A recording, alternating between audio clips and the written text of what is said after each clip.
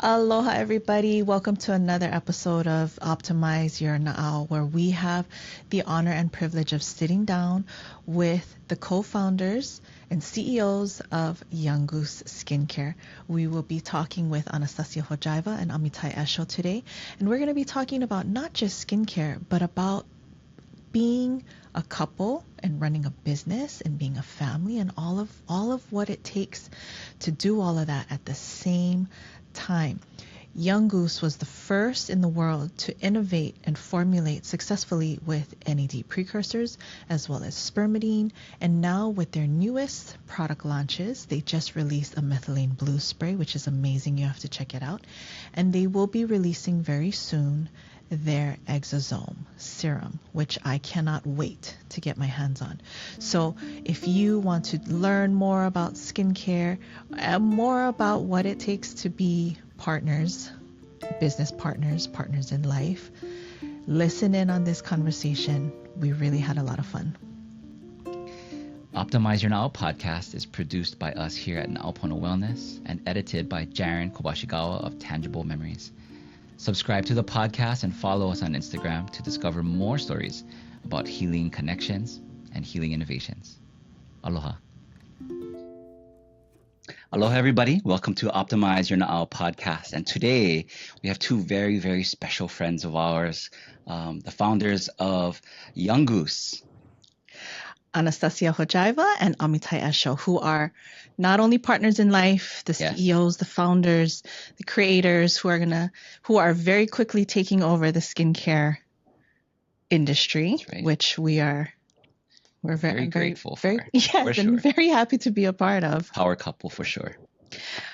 We have known each other for some time. So today I know, there's so many new things coming out within your line. And you have an amazing podcast, the Biohacking Beauty podcast, which has an immense amount of information about not just skincare, but about health in general, women's health, men's health, and how all of that affects our skin and how we look and how we show up. And that it's such an amazing podcast. You folks should definitely check it out. But today we want to get to know you, Anastasia, and you, Amitay, and talk about a little bit about, some things of life, like your family dynamic, and even, you folks are like crazy intelligent, and I don't know how you come up with some of these things, but really, our experience of you are genuinely nice, awesome people. Yes, absolutely. That we love to hang out with. And it's such an honor to support you in your company and be a part of everything that you're a part of. Thank you so much. It's such a warm welcome. I'm just going to replay it for myself. Yeah, like on the days when I feel blue, affirmation. I'm just going to be like, here's what Darren David thinks of me. And, I would say, I just want to turn my day around. I want to say something, about you guys. I think what's crazy cool is, first of all, you guys are you have a lot of dimensions to you, quite literally. And the cool thing about both of you is that the dimension, the more you get to know you guys, it takes, the maze takes surprising turns, like, very deep into the journey, you find that you have just an exquisite sense of humor, for example, or a level of depth and spirituality that is unique and instructive, unique. So we are so lucky. And we hold you in such high regard, So our son, Lev, he recently, started liking one of our friends, and he's like a father of another kid. And we're like, oh my God, Lev, never interacts with someone like he does with you. And then this guy says, well, it's nice to be liked by kids, right? It's nice. And I'm like, yeah, there must be something in your aura, if he likes you. So first of all, Lev also loves both of you, but that's not the reason why I started saying it. It's for me, this is how I feel about you guys. Like, you like us. So it's like, oh my God, like we just love, like, Yeah. we hold you in such high regard. So hearing all of these things from you and being close friends with you, like, it means so much for us because, we're like your friends. And it means so much to us too. And the crazy part about our journey is we got connected before we even met. Yeah. And I shared that with you, right? I had a dream about you, and then we met, and then all of these other things came to be. But really it's a symbiotic relationship, and we're so grateful for that. But everybody sees you folks as the formulators, right? And really the disruptors of this industry, which is awesome. And that's how I see you, and I think it's amazing. And I think what people don't realize is, your mission, your intention at Young Goose, really to create products that actually work, that are sustainable, right? And we're looking deeper.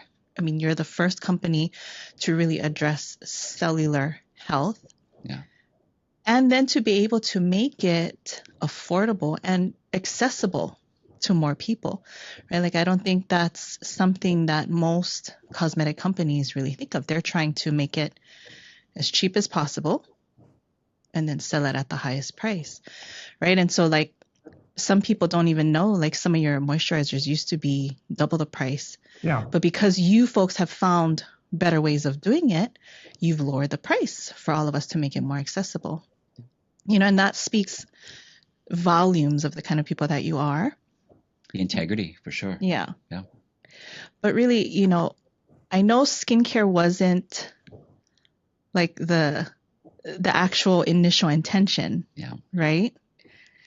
What was the initial intention when you got into a lab, and what was it that you were trying to do? Yeah.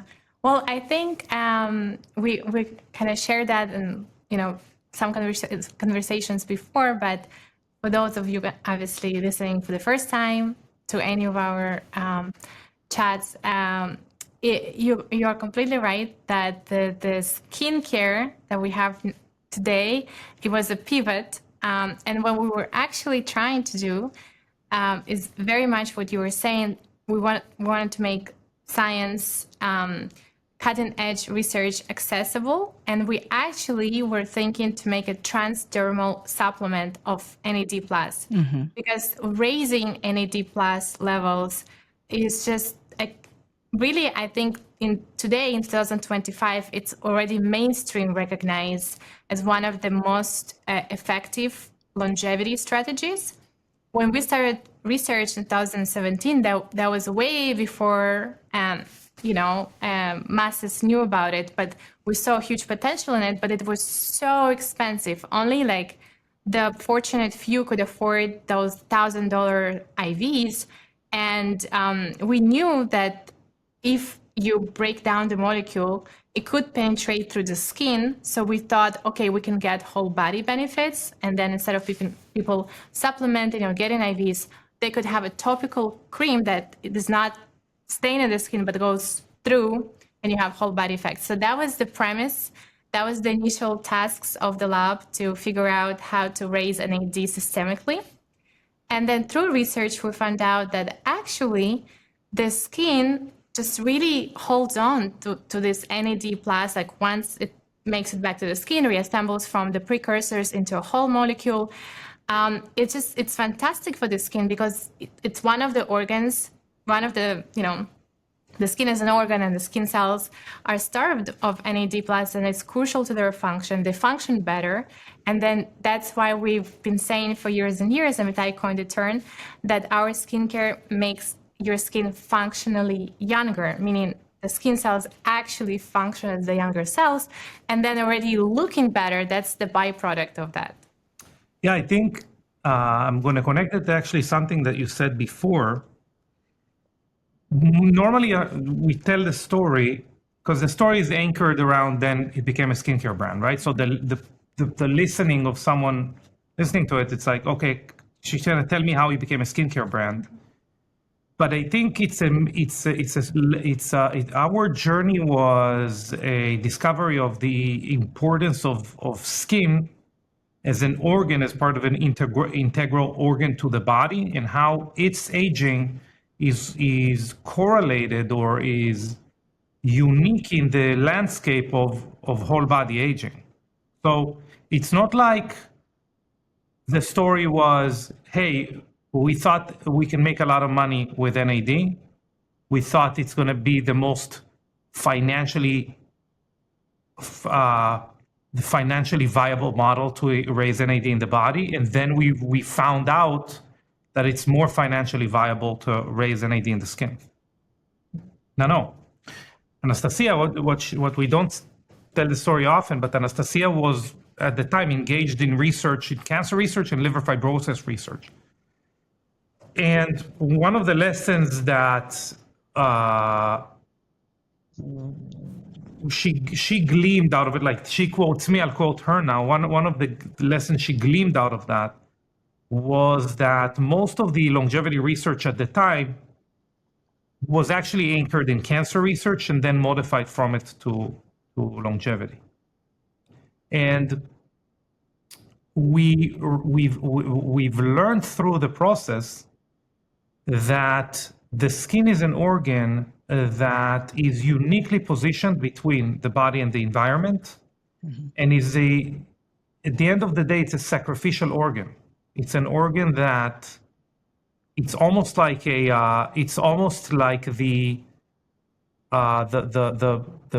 cord that's burning off the TNT, the bomb, and when you end that cord, everything starts exploding. And we learned that the skin, basically 80% of the reason that skin ages is because of that function as a sacrificial organ. It sacrifices itself to keep the body whole and functioning correctly, and it kind of shields the body from environmental stressors and things like that. And what we try to do at the end of the day, and again, we justify it by having people have better looking skin. That's the justification.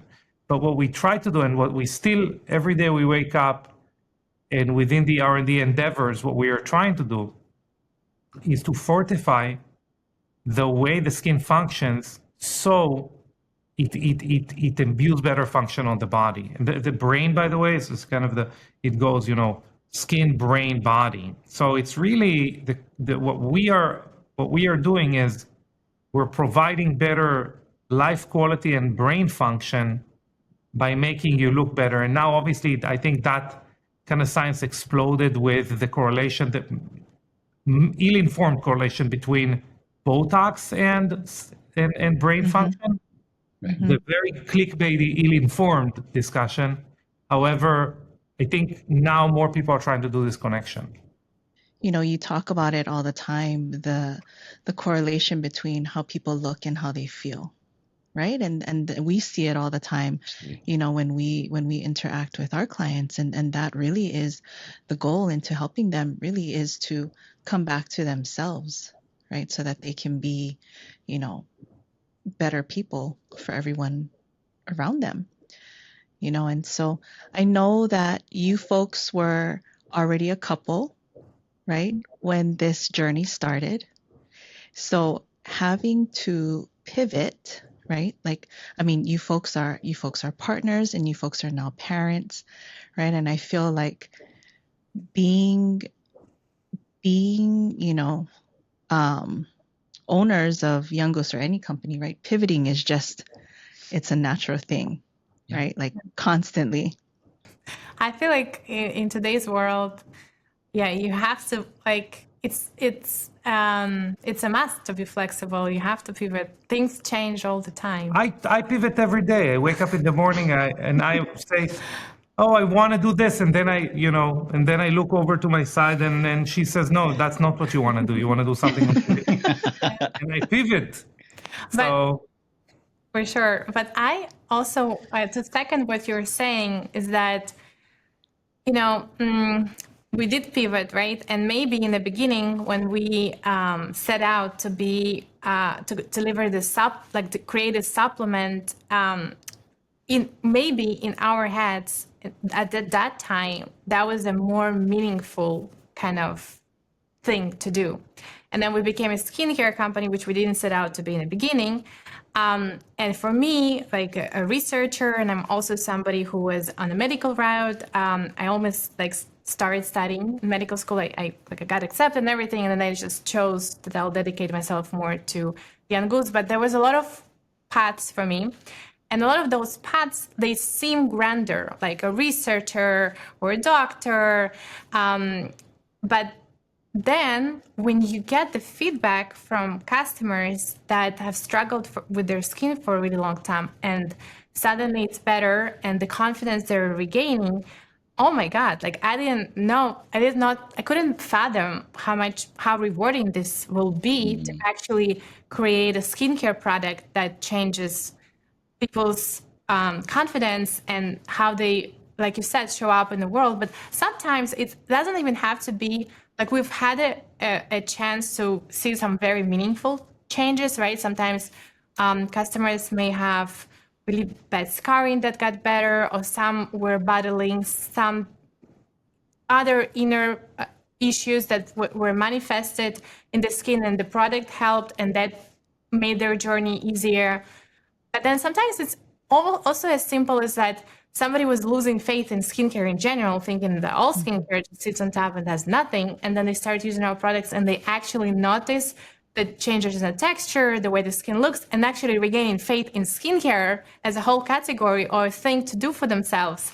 Like all of that has been so rewarding. So yes, it was a pivot, and then, we didn't even think that it will be so gratifying. But that's even like, besides the fact that Amitay was saying, yes, actually taking care of your skin can also really translate into overall health, which the data now shows. But even if we don't go that far and just think about, the basic level of what it is. But the truth is, we were within the bubble of our relationship. It's incomplete to say, hey, it was like a fork in the road, and we pivoted and lived happily ever after. The reason is because this wasn't our first business together. Mm-hmm. It's number one. Yeah. We've gone through. We had a consultancy. We've basically dipped our toes in many other businesses, if you would, together, and our dynamic was extremely strong. As a with the same way where left and right hands, or whatever you want to just fill in a better analogy than what I had. But anyway, like we were already very proficient at pivoting. We really can read each other's minds, Yeah. That's why she gets angry with me most of the time without me doing anything. But, but then he confirms that's what he was thinking about. That is correct. So I didn't get mad for nothing. I just caught it before it was even said. Exactly. I'm the only person that can get a scathing talk to for something that is theoretical. Anyway, but the bottom line was that. But we also didn't live happily ever after. Mm-hmm. Also within a young business, the fact that we had a consultancy, and just I'll take a very short moment to draw the picture here.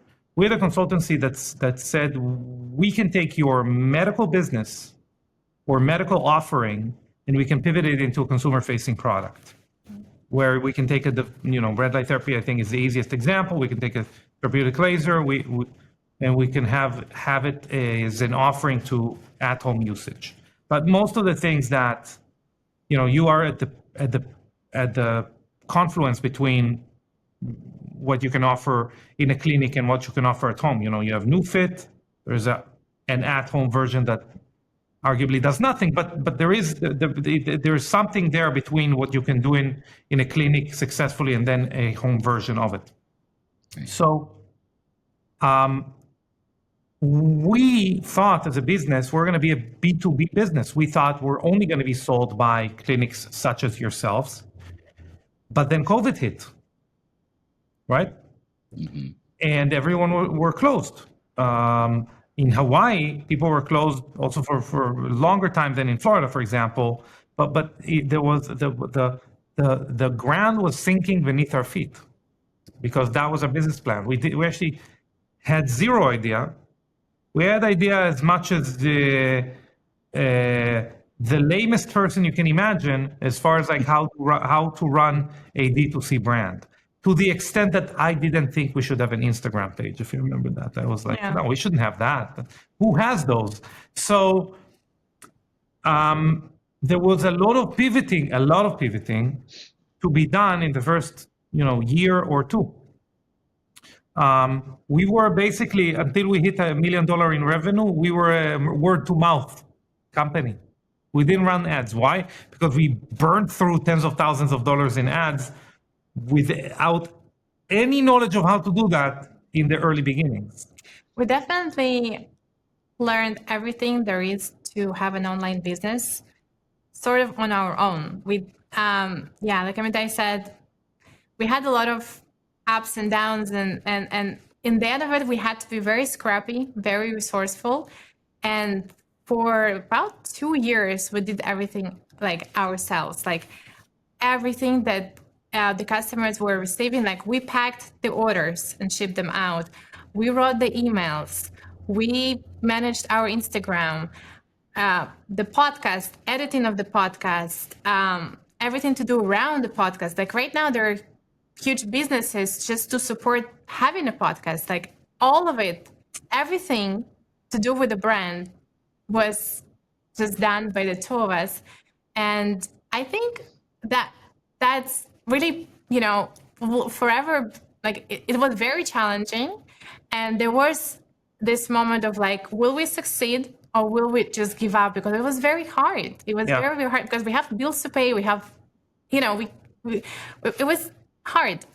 But now we're forever grateful for it. I think we just really know all the ins and outs and the connection we have with our community that we've built, like every single customer email, every single customer's DM, comment, like we were the ones interacting with it. It helped so much to understand, to cultivate community, to serve the community. And I think ultimately that's also was the reason we did succeed, because we were very in tune and, we just we were authentic. We definitely were authentic. Absolutely. I would say one last thing that it's funny because I realized something that we've done very well.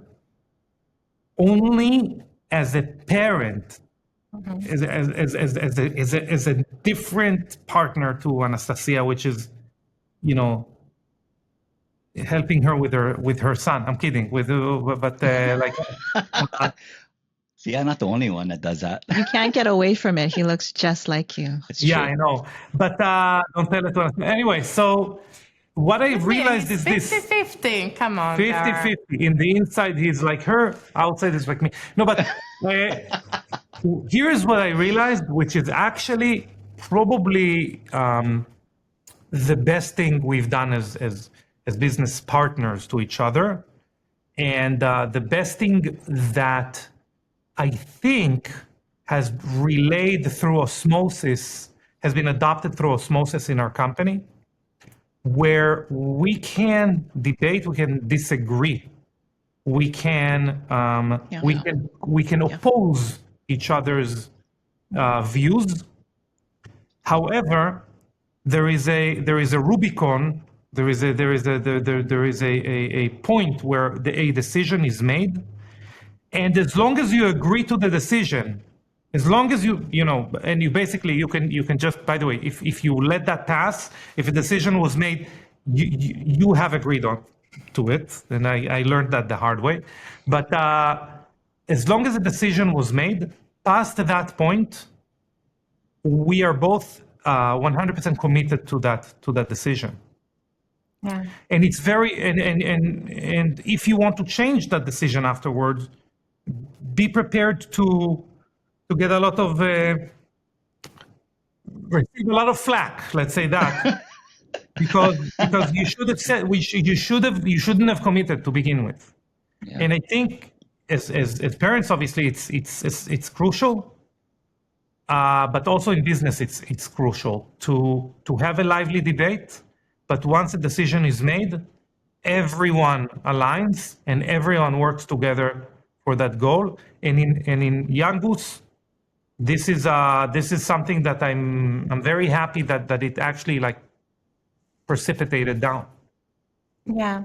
And also, I think, just I'm going to add to this, and I know you were about to say something else. Go ahead. I think because we've been doing business for a while, we've also now at the point where we just really know what each other's strong suit is, and we like separate the tasks, and we let each other thrive. You're great at this, so this is going to is what you do in business.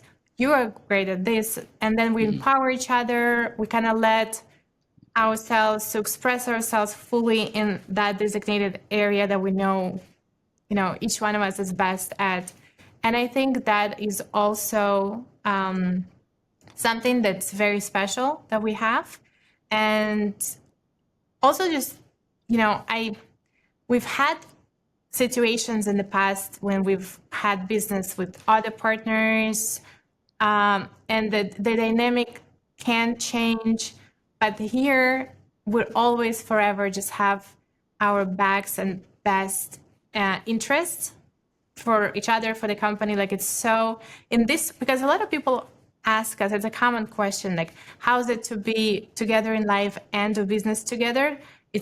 Work together. It sounds so stressful and so hard.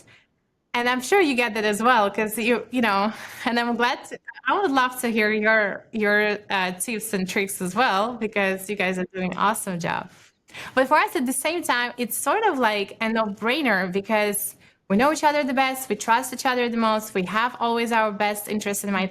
Like, it seems like a perfect fit, although, of course, Amitai mentioned it's not all, happy ever after at all times.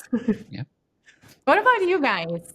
How it is to be like parents together, run a business together for also a really long time. No, it's not always happily ever after. Yeah, you gotta be real. You gotta be real. And I about think, this. I think in this day and age where we're on Instagram, right? You folks are on Instagram. You folks have a podcast, a very successful podcast, and I can't talk enough about it, especially now that Anastasia is on it more. I love that. Love. Nothing against you, that. Amitai. No, absolutely not. Listen, Dara has been encouraging me to show up for a really long time. Thank you. One of the things I've succeeded the most, I think one of my great victories is to convince her to be more in front of camera. She's podcasting. I mean, there's no one I'm her biggest fan, right? Like there's no one I'm proud of more than her. So like the world needs to experience you. Yes. Thank you.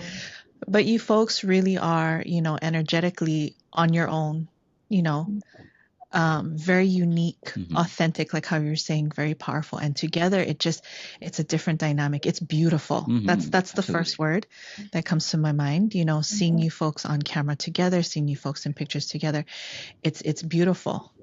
And I think people want more of that. And that's one of the reasons why, we decided everything, we do, it's gotta be together, I think, and in saying that, failure is not an option. I mean, even if we did fail, right, in a 3D sense where the business went under, whatever, at the end of the day, the priority is this, right? And so this failure is not an option.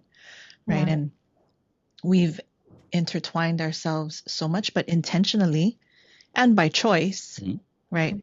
And just like how, you folks have as parents and first as partners.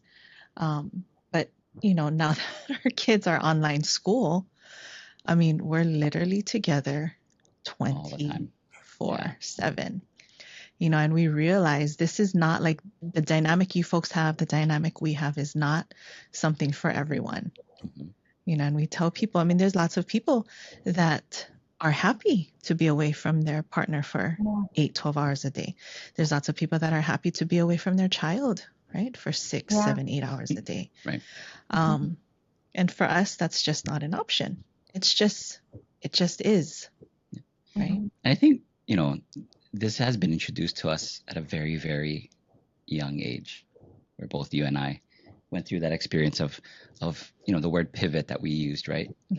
And I mean, even from college, making a decision to give each other space to kind of grow and see, explore with what we want to be and who we want to be as human beings, but then realizing that like the connection that we have, even though we were so many miles away, it was so much easier, to connect with somebody, to relate to somebody, to even plan, like, what would life look like, after, share each other's goals, right?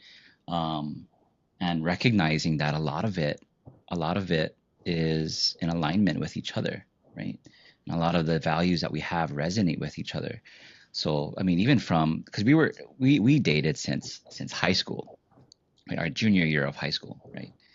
And as I mentioned, we spent time apart from each other during the first year of college, and then just ended up coming back because we were such close friends, like the dynamic that we had was just, I couldn't, we couldn't be apart. We couldn't not have a conversation at least, once every other day.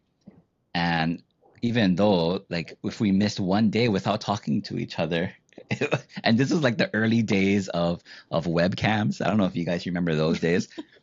Everything's all blocky, and then everything's like moving in frames, and and it was an exciting thing for us, at that time. Yeah.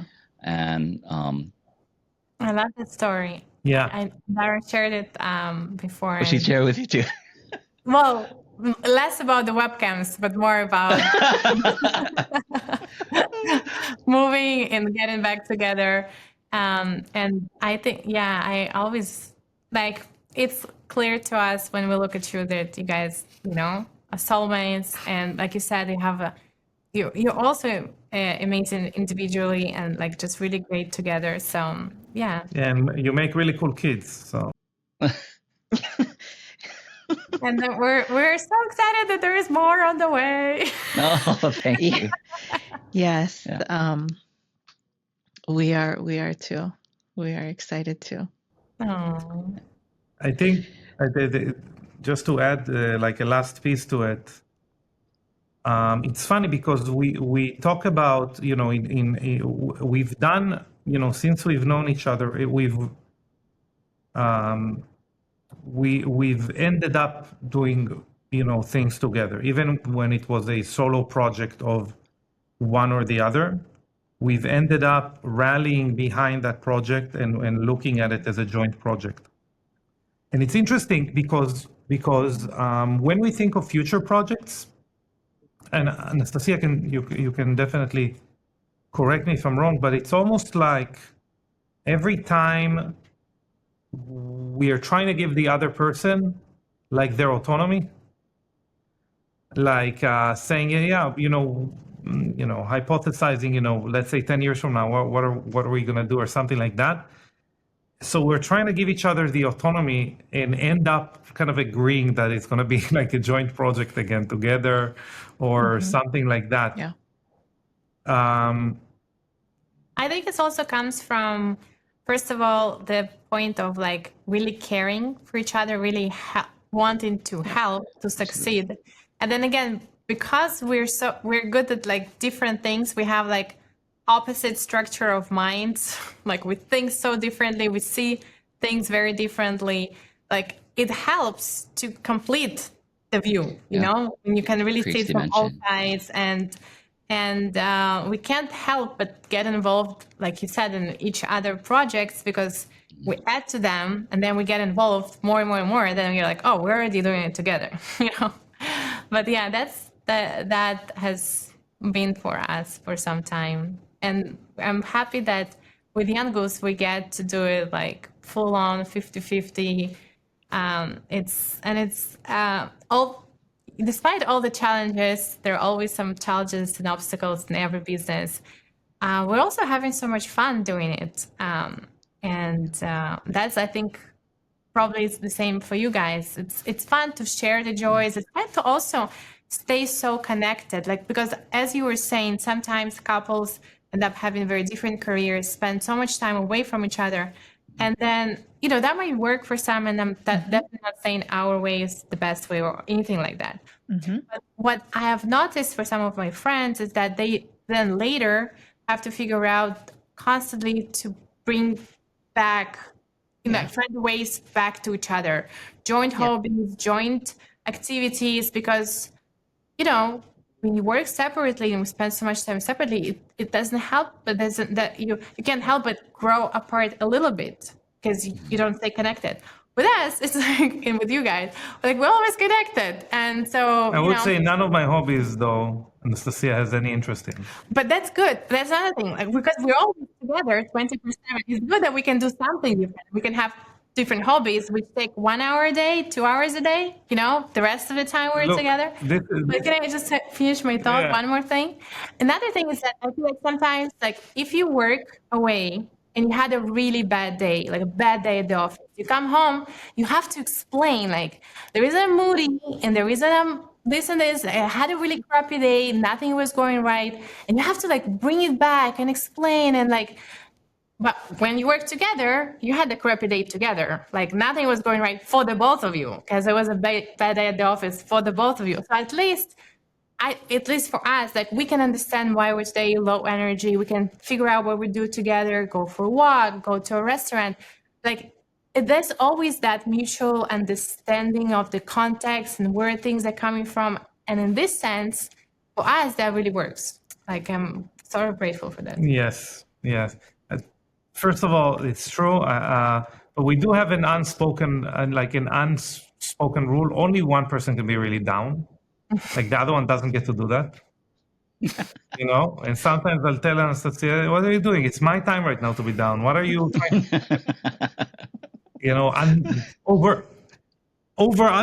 down me? What are you doing here? You're over. What's going on? Yeah. So that's number one. But the true story, I love history. We love history. And Anastasia, the history that Anastasia loves is, 5 minutes ago. Past that, it's not what she cares about that much. The history of clothes, maybe, or fashion. But anyway, so I was telling Anastasia something, and we were in the car, and I was telling Anastasia something that I'm interested in, something about history. And Anastasia tunes me out when I say that so much. Oh, man. She just turned on the radio. She put music on. And I'm going, Anastasia, I'm talking to you. And she goes, oh, my God. I didn't realize. I tuned you out so much. I thought it's quiet in the car. And that is a true story. That really happened. But I just want to say in my defense that, first of all, that I'm really boring when I talk about history. First of all, hear me out. I used to be, when I was in school, I used to be part of clubs about history. It's not that I don't like history. It's just we're really interested in different things in history. And what he started talking about is this, the Roman Empire viral subject. Yes. So he talks about certain things about Roman Empire. I couldn't care less. And then, yes, because he already knows that he's talking to me about something that 50-50 I'm not listening to, or he has to really find a way to get through. He changes his voice. It's not his usual voice. It's not his usual tone. And that my brain learned to recognize. And yes, I can't help, but I just automatically tune it out. He just starts. My brain is it's going to be something about history and not the one that you like or curious about. And then it is silence for me. I just blank out. I just start daydreaming, and I'm full on in my own world while he's talking. And I'm working on changing that. I'm just saying, slowly. Well, you're giving him the space to be heard. Yeah, exactly. I never be like, stop talking. To be listened to. To be listened to. You're right. Not necessarily heard. You're right. Correct. You're right. I stand corrected. I've had a similar experience. Yes, just last night. So we were, so when I go, my hobby, well, actually, this is my other job, right? I'm a musician, as you folks know, right? And recording artist. And a fantastic one. Oh, thank you. Really gifted one. You're really gifted. Thank you. So she went to the store with me, the music store with me. And I'm looking at like this different equipment because I know these different companies and the quality of their products. So I'm looking at these different cords. I'm looking at different amps, right? And I'm plugging them in with a different cord, same amp. And I'm like, oh, what do you think? How do you think it sounds? Oh, it sounds great.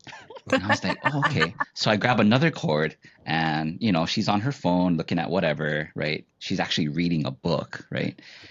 And so I plug in the other one. I'm like, oh, this one is great. Like, what do you think about this one? And she's like, oh yeah, that one sounds better. And I didn't pick it up. Until maybe like the fourth one, because the fourth one, I actually went back to the first one, the first chord. And I was like, oh, what did you think about this one? She's like, oh, that one's like the best one. And I was like, that was the first one. I knew she wasn't listening. And she was like, when we got into the car, she fessed up and said, like, you know what? None of that really interested me at all. Like, I wasn't listening. Listen, so you were on like reading a book, right? One time, I convinced Amitay to go with me to a concert. He couldn't care less about the singer, but he said he'll go with me. So we are at the Katy Perry's concert, and he is reading a book. Like, he's there at the concert. Everyone's dancing. Everyone's like, yeah, roar, whatever that song is. And then he's just like flipping through the pages of a printed book, not even on his phone, like a regular printed book. So, yeah. You want to say what happened in that concert? Oh, yeah. That was a very funny moment. So Katy Perry, she did this thing where she's like, hey, some of you here came with your parents. Shout out to the parents that are here for their children. And the parents are like, yay. And then like, some of you here, it's a girls' day night and you came, two girls, whatever, friends. It's a friends' night out. And the friends are like, yay. And then she Some like of goes. them are like her fans are called whatever they're called. You're our whatever. Yeah. Yeah. And then she does like the funny one where she's like, and some of you didn't even want to be here and you just got dragged here. And I'm sure she's never got anybody be like, yeah, that's me. But every time I was like, yay. Were you the only one? Yeah. So yeah, that really showed me that I can convince him to come to the concert, but it's not one of those we committed scenarios he talked about. I was there. I was committed to be there. Yeah. And there was an unstated mutual understanding. Correct. Yeah. The lesson is to be your authentic self. Yeah. Right? No, I definitely learned my lesson that I should have not invited Amitay to Katy Perry concert. That was on me. Her lesson is next time book tickets where you stand up. It's okay. I'm sure not much would have changed, but yeah, that was a lesson learned. Yeah. But that is what true support and unconditional love looks like. Mm-hmm. Yeah, it is Yes. supporting. Yes, 100%.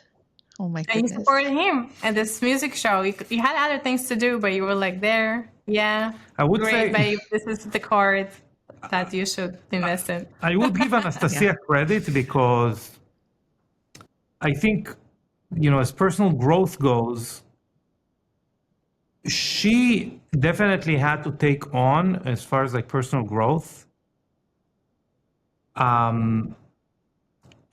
trajectory which is more, I would say, like adopting new behaviors or refining maybe she definitely had the harder path. Whereas for me, it was like honing in my innate inclinations and gifts. For her, it was really, I think, a journey where she understood that I'm a little bit more of a harder case, and that she needs to become exceptional at areas that she might have a harder starting point. A concrete example is that every business needs a visionary and an operator. Mm-hmm. And she's she's a great visionary.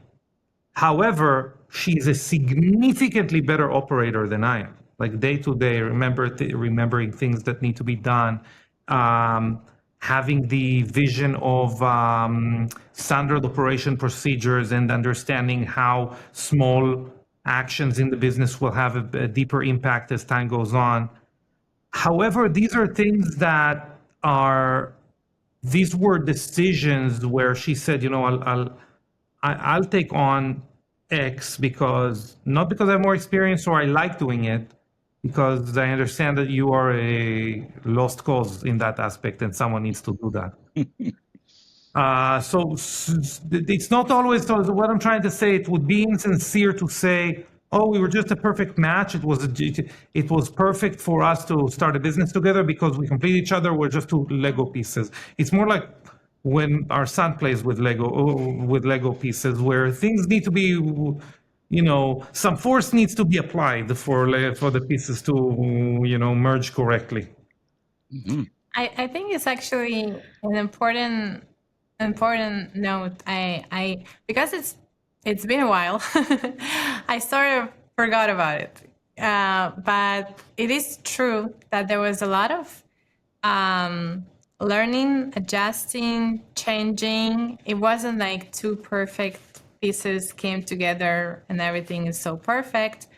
But I am very grateful for the growth we both had due to our differences. And, because he had to, adjust to me and certain standards that I set as well, because like I had to develop certain qualities and take on certain parts of the business, but also in life in general, I had to set certain parameters, and, he made changes so that could happen. So it's definitely, I think it's important notion that it is a lot of work in the background between the two of us to work together well. It's not like right away thing that just magically happens. Yeah, but it also empowered me to know that it definitely taught me that you need to do that, but also it empowered me to do it. For example, when Anastasia got pregnant, was very important for me to allow and even to push and even to guide her to have a very meaningful and profound postpartum / early baby mother connection journey, whatever you want to call that. And I actually had to fight for her not to get back into the groove of things early. Like it was hard. She was going behind my back, and they were having meeting behind my back, and I had to bust I'm kidding, but I really needed to, first of all, it empowered me to know that the same way that she, took on roles and kind of grew into the roles. First of all, I wanted to do that because I wanted to allow her to be off for many, many, many months. And my plan was over a year. She didn't let that happen. But so I think that was the culmination of me looking at someone creating, very significant strides in very new, from being very green to very experienced operator of specific areas, where I said, it's inspiring, and I think I'll give it a shot And it did work out. I mean, obviously, I did it in a different fashion than what she would have done, and she is definitely an extremely talented. She's my co-CEO, but she's a very talented CEO, a very talented leader. But it was definitely a big part of why I was able to do it when she was out of office, let's say. Yeah, and I mean, but isn't, everything that you folks described, that's the definition of balance. Yeah. Right? And at the end of the day, that is the most powerful position, right? For us to be, for you both to be. You both have amazing qualities. You both have such big hearts. I mean, really, sincere and genuine, right? And to be able to put your two big brains together and all your talents and all your gifts together, it really is, it comes down to balance. It shows that you folks had that balance prior to being parents, because I feel like that can be, a lot of couples breaking points where they have to have no choice but to pivot. Yeah. Mm-hmm. Right. And so constantly figuring out that new point of balance is, for us, it's important and it's very challenging because sometimes it's consistent, right? Consistently changing. Yeah. Right. But listen, getting to know you folks really has been such a privilege and such an honor. And, love working with you both. But as we wrap this up, what is your vision together as a company, because it's all one, right? As partners, as a company, for your future? Where do you see yourselves taking it from here? Where do you see us taking it from here? Well, Dara, you and I, we had this chats, whenever we get a chance, whenever we get together. And I think the biggest point, as we kind of also mentioned in this podcast, and you were saying, the most important future, it's us, it's our family. And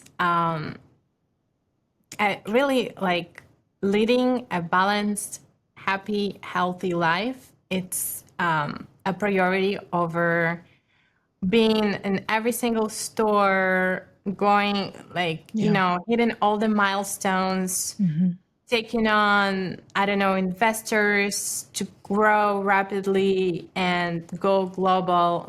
We are, although we have ambitions and, we have a lot of products in the pipeline, and there's just so much that we can still do and we will do, and we can't help but innovate.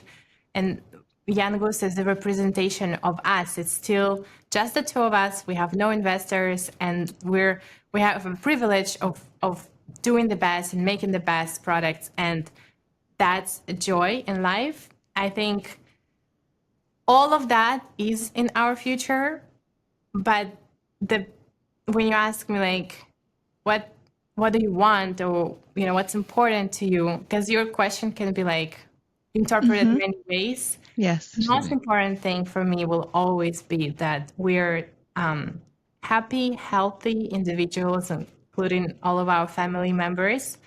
And that having front and center can be very challenging when the whole world, and we're very fortunate to be in this position, the whole world is knocking on your door and just wants to pull you away in 1,000 different directions. Yeah. So that's what it is for me. I love it. It's better than what I want to say. No, but I would say, thinking about the business, maybe it would be relatable, maybe not. But most businesses, rightfully so, innovate within the framework of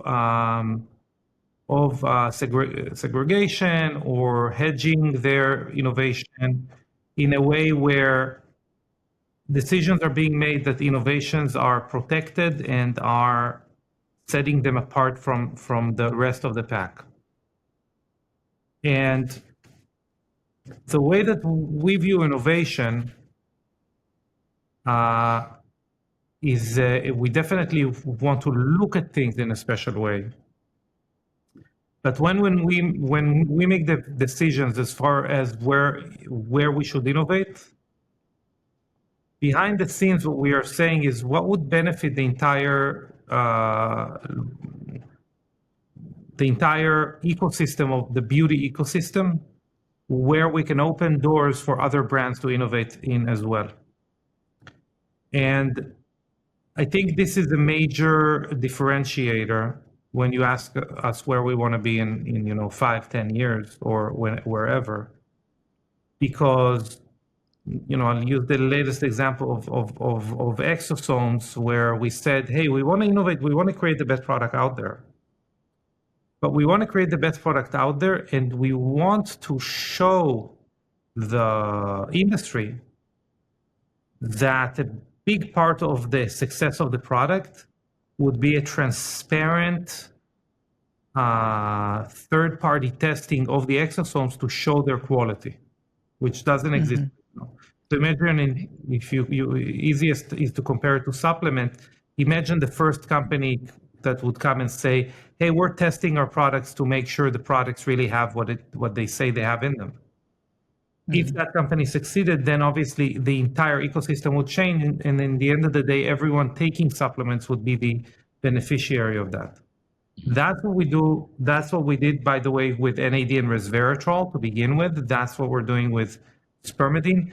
Sometimes we catch ourselves and we say, hey, this is an area we need to innovate more, because people are innovating in an insincere way. If it's, I just saw an NAD skincare company, saying, you should, hey, we don't use precursors, we use, full NAD. And then we realize, there needs to be some more education there about, what you should look at when and what research says. Spermidine, we want a full spectrum rather than isolate. We start seeing companies using isolates, 2,000 times cheaper, however ineffective. So in many areas, as I said, our innovation, what we hope to do in 5-10 years is to look behind us and to say, hey, we've changed the landscape of skincare and how business is being done. And that would be when I feel like we could say, hey, we can move on to the next project. If we have if we created some chemtrail of sincerity, of Puritan type of mentality. Yeah. That's beautiful. Yeah. And you folks have completely meeting you and getting introduced to your company has completely and totally transformed our business as well. How I do the facials as an esthetician, and even how I speak about health and skincare is totally different. So I have you folks to thank for, and really, what you folks are doing in this industry is just phenomenal. Absolutely amazing. And again, I can't say it enough. I mean, we're so honored. But I feel like, we keep pushing the needle, right, on innovation and just evolving, not just what we're doing with supplementation or with technology, right? It's all of the above. It's elevating ourselves as human beings, right? How can we elevate the synergy within relationships with you folks, within each other as a couple, as business partners, as you folks were mentioning as well. But kind of coming back to a couple of things actually I wanted to make sure that we covered before we end this podcast too. And they're big highlights of what we do here within this podcast, Optimize Your Naʻau podcast, right? And so, one of the things that we like to talk about is sanative or sanative connection, right? And, the premise of that is really talking about how do we heal through connection, right? And if you folks don't mind, like, would you be able to share what your sanative connection was? that brought you to where you are today, I guess. I'm so sorry. I don't know this word. Senative? No, so senative connection really talks about how we healing through this connection brings us to to elevate us to where we are today. In other words, like how can I relate this? Well, like So- like how I just mentioned, you elevated my business, right? But it was really not in a way that I could have thought, right? Thinking of skincare completely different, thinking of skin health completely different, and that I have a senative connection with you, right? It can Personally. also be an event that may have happened as well. Like for me, turning everything around or changing the model of how we ran things and what we wanted to do as a business changed dramatically through an event that I chose to involve myself in by jumping off 2 stories onto this, onto this stunt mat. That malfunctioned, yeah. That malfunctioned, right? Hurt my back really bad. We'll never know, what the status of it was. But I do know what really works. And it was my opportunity to really discover, what is it? What can I do that can push the needle on how I heal? And it's more than just technology. I was able to test the technologies and see what works. But more importantly, my research mind went to, okay, what are the parameters? How are we even going to get there rather than just trusting this individual to just press buttons, right? Even supplementation, people are talking about how this works on healing and this and that works on healing, but really, like, where does it start, right? Like, is our gut biome really functioning appropriately to really, metabolize what we need to, right? Are peptides involved, right? And stem cells, right? There's so many conversations on that as well. And then there's also the conversation, because I wasn't left with anything else other than my thoughts. I couldn't do anything by myself, right? So I was in this internal struggle of like, man, for the first time in my entire life, I wasn't able to do everything that I took advantage of being there, lifting everything for that, or carrying everything and being there for the kids. The kids were very, very young at the time. And, where do I see myself, in this healing process? And I believe that, that moment changed my entire life, like on the direction of how I function as a human being, how I showed up as a father, how I showed up as a husband and a business partner. And, I made a conscious decision during that period of time where I wanted to focus, for myself, as well as, connecting with Dara.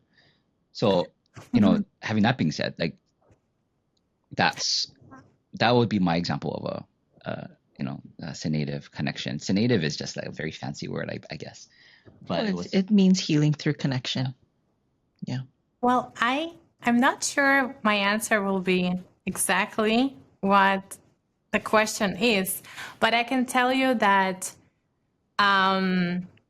okay, when you give birth, and I gave natural birth without epidural, so there is like this point where you think you're gonna die, but then you give birth.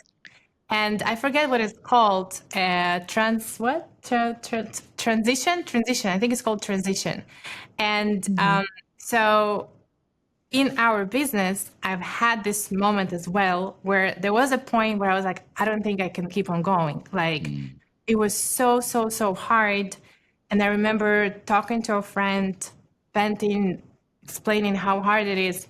And the friend was like, well, maybe this business is not going to work out. You can do so many things, and there can be other businesses. And, you're trying so hard. It's like you're banging your head against the wall. Like, do you really want to be doing that? And I had this moment where I'm like, no, it's not going to be another business. It's not going to be another idea. This is the one. Like, we're not going back. We're going to make this work. And then I had this point of like no return. Like, I just made this decision internally, like, this is the one. We're going to make this work. And shortly after that, we did have the first ever conference that we attended, which was 2021 biohacking You guys conference. were there. And That's where we met you. Yeah. The first time, I guess, we saw each other. But that conference, arriving to that conference was after the point of no return. But it gave me a confirmation that I was right. We will make it work, because we just, after struggling so much, we had this big kind of validation of everything. We were so well received. Everyone was just so full of love and joy that our products exist. Everybody couldn't get enough of our ideas. It was the most important thing that went out of it, is that we entered this community that we had online, but for the first time we saw it in person. And it was like one big warm hug for 3 days.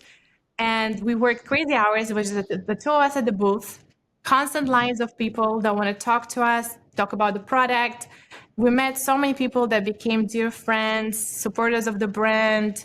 Now we work together. There might be affiliates, there might be retailers of ours, but we met there for the first time. And at the time, it was just the confirmation that, we should continue. Like it's I love it. Work, yeah. Within that, it's so true. I'll give a different example. It's the same thing. There was we spoke about it before, but there was an article written by a very lovely lady who owns a hair care brand. By the way, she's in Target, like she's not doing poorly. However, she wrote an article in Beauty Independent magazine, which is a very lovely people who run a beauty magazine for indie brands. And she said, the fact that Rhode was sold for $1 billion, Rhode is Hailey Bieber's skincare brand. And she said, I've been doing this for 25 years. She did it in X amount of time. I'm just discouraged because I know I'm never going to do that. And we had the discussion, and then we've also since then recorded something about that, like our opinion about it, where this is definitely a certain scale that from the get-go was less of a North Star for us. The scale, the shallow yet wide scale of this of touching people's lives. And what Anastasia is talking about is the scale we always cared about more, which is the depth of the interaction us and the brand has with each person that uses it. I mean, we pride ourselves with a freakishly high return rate from our clients, which is, when we talk to different people that own different brands, they think we're lying, actually, when we quote the numbers of average returning customers we have. To us, it was always more important to be of the community, to come from the community, the longevity or biohacking community, to represent that community, to create for that community, and to, again, make decisions that are rooted in the betterment of that community or the service of that community. Obviously, you guys are doing the same. Obviously, the decisions that you make in your business are really affected by that value of the different brands. Shout out to NewFit, for example, or Transcriptions, or we can go over through a list of brands where this is the behind the scenes of those brands. Yeah, and to add to that, there is a phrase that I really like, and it's culture can eat strategy for breakfast, which is me that that's why we don't have strategy. The fact that we really are from the biohacking community, and we really make the product as biohackers with that mindset thinking of how it's going to affect everybody's body as a whole, day as a whole, when you're going to be using our products from the moment you apply it, how it's going to feel, smell, and then obviously all the other cascade of events, how it's going to make you feel, how the body effect and all of that.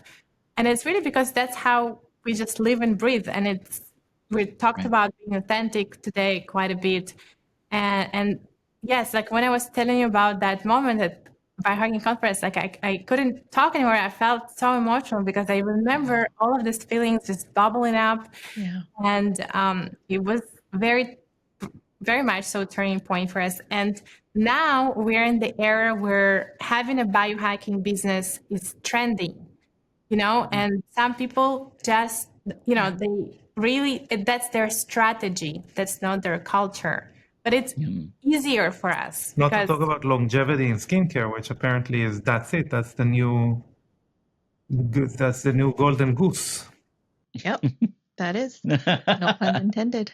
No. And when we have our internal things and our, check-ins with our team, what we love to hear is that, so also actually to add to this culture and versus strategy, we early on with launching the first product and having an online store, we launched the podcast. And if you guys know the podcast very well, the podcast is not all about our ingredients or science or about our products. The majority of it is just the overall strategies for your longevity. And then we realized that most people turn to our podcast to hear strategies for skin health in particular and skin longevity. So now the content is a little bit more tailored towards skin health and skin longevity, but we still have experts that will talk about whatever that is, mindfulness, sleep, peptides, any kind of, longevity strategies, and then how we can connect the dots, because it's all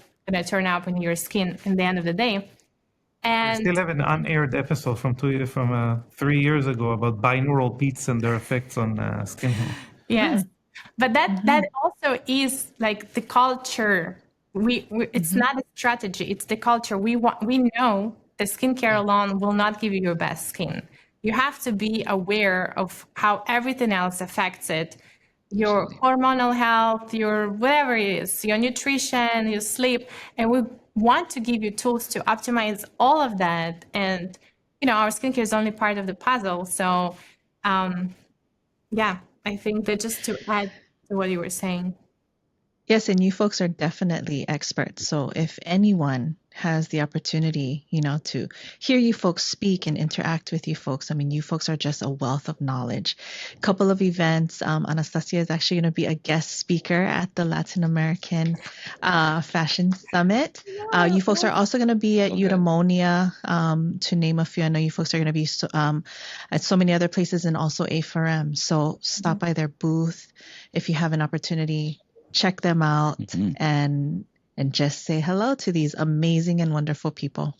But thank you so much for being here today, for your time and your native connection. We love connecting with you folks. Thank you. And I just want to say that I know we're at time, but I think nowhere through this podcast you guys mentioned the fact that you, Dar, have been with us in the role of our master. You were so native and master educator. And you really helped us to grow the brand. You're a big part of our growth. And so thank you so much for countless hours you have put into learning about our products, educating others, helping to spread the word. And thank you for just always being there with us in so many conferences and so many listeners that, attended the conferences, know how one of a kind presence it is of you with the brand. Like you're a really big part of everything we do. And David, you're there as well, usually. I was gonna say, just like raising kids, there's a saying that says it takes a village, right? And raising a business is the same, right? And I just feel very, very grateful that you folks have welcomed me in your village as well. Absolutely. And yeah, we ran out of time, but it was very cool to I will never forget how we visited you in Hawaii for the first time in your older location, and how you hosted us, and we fell in love with everything you do. You have such a special practice, and all And of that you, family. David, And do, and all of that you, Dara, do together. It's just definitely. And then, yes, thank you for just really being the best host, taking us places, and we got to spend time with your kids. And from then on, it's history. We've been, traveling together, doing so many things together. Yeah. now you got yourself pregnant, and look what you've done. You know. That's what's been said. Look what you've done. Yeah. Yeah. It takes two. Oh, we love you, folks. Take a village. Yeah. It takes a village. It takes a village. I wasn't going to say that. Out with a bang. Out with a bang joke from Amitay. Yes. Yes. We love you folks so much. We appreciate it. Thank you so much. And we'll see you soon. We'll see you soon. Oh, that was an awesome episode. We covered so many different things. It was so nice to reconnect with Amitay and Anastasia. And as you folks know, they are the co-founders of Young Goose, and you can follow them on younggoose.com, as well as their IG at young_goose_skincare. They also have an amazing biohacking beauty podcast, where we've been very, very fortunate to have been guests, but they also invite many people onto their podcast that's more than just skincare. They cover the wide gamut of things as they've mentioned, whether it be technology or the innovation of supplementation, or even just talking about mindfulness, right, and presence. So thank you so much, Amitay and Anastasia, for reconnecting with us and taking a dive a little bit deeper into, what it takes to really not just run a business together as a couple, but also evolve ourselves as human beings, as a couple, as parents, as well as a parent of our own business. Optimize Your Naʻau podcast is produced by us here at Naʻau Wellness and edited by Jaren Kobashigawa of Tangible Memories. Subscribe to the podcast and follow us on Instagram to discover more stories about healing connections and healing innovations. Aloha.